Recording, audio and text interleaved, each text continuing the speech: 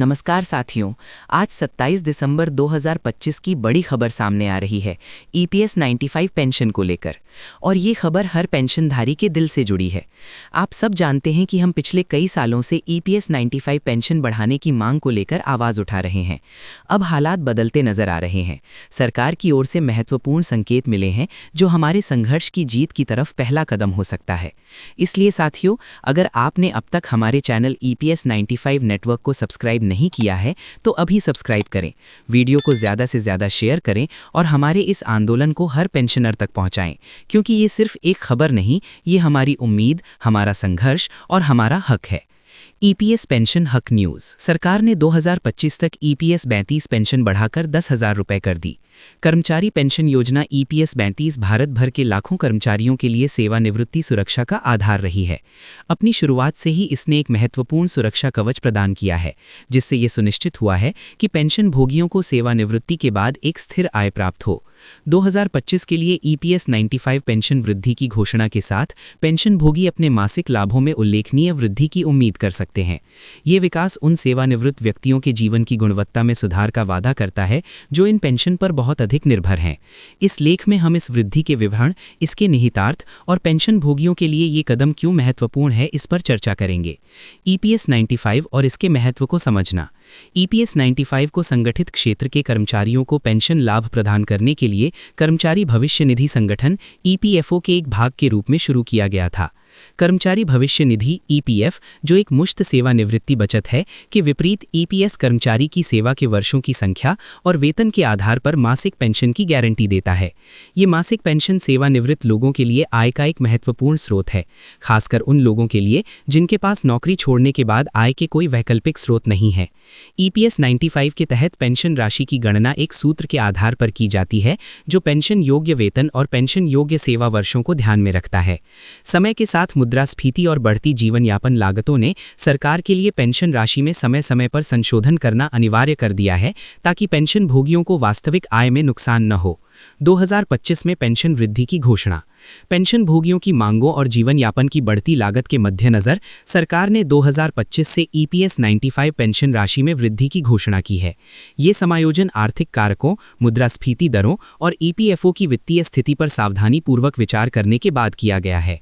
Pension वृद्धि का उद्देश्य पेंशन भोगियों को बेहतर वित्तीय सुरक्षा और बेहतर क्रय शक्ति प्रदान करना है। ये वृद्धि हाल के वर्षों में सबसे महत्वपूर्ण संशोधनों में से एक होने की उम्मीद है, जो वरिष्ठ नागरिकों और सेवानिवृत्त कर्मचारियों के समर्थन के लिए सरकार की प्रतिबद्धता को दर्शाती है। इस कदम को श्रमिकों के योगदान को समझने के लिए कि ये वृद्धि व्यक्तिगत पेंशन राशि को कैसे प्रभावित करेगी, ईपीएफओ या संबंधित सरकारी निकायों से आधिकारिक संचार पर नजर रखना महत्वपूर्ण है। इसके अतिरिक्त पेंशन भोगियों को अपने पेंशन स्टेटमेंट की नियमित रूप से समीक्षा करनी चाहिए और यदि उन्हें कोई विसंगति दिखाई दे या कोई प्रश्न हो तो ईपीएफओ कार्यालयों से संपर्क करना चाहिए। सक्रिय रहने से ये सुनिश्चित होता है कि पेंशन भोगियों को वे सभी लाभ मिले जिनके वे हकदार हैं। पेंशन भोगियों के लिए अपनी समग्र वित्तीय योजनाओं की समीक्षा करने का भी ये एक उपयुक्त समय हो सकता है। पेंशन आय में वृद्धि के साथ कुछ लोग अपने वित्तीय भविष्य को और अधिक सुरक्षित करने के लिए अतिरिक्त निवेश या बचत रणनीतियों पर विचार कर सकते हैं। सरकार और ईपीएफओ की भूमिका। इस पेंशन वृद्धि में सरकार की भूमिका महत्वपूर्ण है।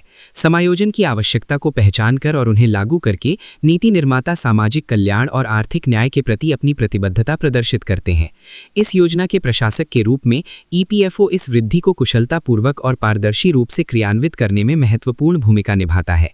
इस पहल की सफलता के लिए बढ़ी हुई पेंशन का समय पर वितरण सुनिश्चित करना और पेंशन भोगियों के साथ स्पष्ट संवाद बनाए रखना आवश्यक होगा। सरकार और ईपीएफओ को भविष्य में आवश्यकता अनुसार समायोजन करने के लिए आर्थिक स्थितियों और पेंशन भोगियों की आवश्यकताओं की निगरानी जारी रखनी चाहिए। भविष्य की ओर देखना। ईपीएस 95 पेंशन का भविष्य। 2025 की पेंशन वृद्धि ईपीएस 95 पेंशन के भविष्य के लिए एक सकारात्मक मिसाल कायम करती है।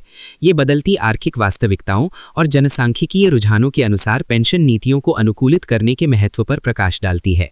जैसे जैसे भारत का कार्यबल और अर्थव्यवस्था विकसित होती है, पेंशन प्रणाली को सेवानिवृत्त लोगों की आवश्यकताओं के प्रति संवेदनशील बने रहना चाहिए। आने वाले वर्षों में पेंशन कवरेज में सुधार, लाभ बढ़ाने और फंड की स्थिरता बढ़ाने के उद्देश्य से और भी सुधार किए जा सकते हैं। डिजिटल नवाचार और बेहतर डेटा प्रबंधन पेंशन प्रशासन की दक्षता में भी सुधार ला सकते हैं। पेंशन भोगियों के लिए मुख्य बात यह है कि उनकी चिंताओं को सुना और संबोधित किया जा रहा है। ये वृद्धि केवल धन के बारे में नहीं, ये सम्मान, गरिमा और देश के विकास में योगदान देने वालों के लिए एक सुरक्षित और आरामदायक सेवानिवृत्ति सुनिश्चित करने के बारे में है। निष्कर्ष 2025 के लिए EPS 95 पेंशन वृद्धि भारत में पेंशन भोगियों के लिए एक महत्वपूर्ण मील का पत्थर है।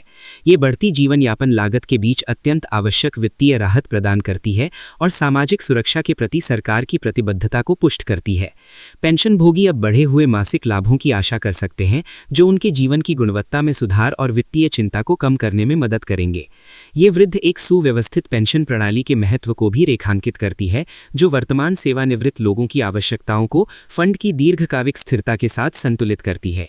जैसे जैसे पेंशन परिदृश्य विकसित होता जा रहा है, सेवानिवृत्त कर्मचारियों का समर्थन करने और उनके आजीवन योगदान का सम्मान करने के लिए सकारात्मक कदम उठाए जा रहे हैं। ये देखना उत्साहजनक है। पेंशन भोगियों के लिए 2025 में EPS 95 में की गई वृद्धि एक स्वागत योग्य प्रोत्साहन है और ये याद दिलाती है कि उनका कल्याण अभी भी प्राथमिकता है। उचित जागरूकता और सक्रिय भागीदारी के साथ पेंशन भोगी इस वृद्धि का अधिकतम लाभ उठा सकते हैं और अधिक सुरक्षित और सम्मानजनक सेवानिवृत्ति का आनंद ले सकते हैं। अस्वीकरण: इस लेख में दी गई जानकारी केवल जानकारी के उद्देश्यों के लिए है, वित्तीय या कानूनी सलाह नहीं है। पाठकों को अपनी पेंशन या सेवानिवृत्ति योजना से संबंधित कोई भी निर्णय लेने से पहले EPFO जैसे आधिकारिक स्रोतों से विवरणों की पुष्टि करनी चाहिए और किसी योग्य पेशेवर से परामर्श लेना चाहिए।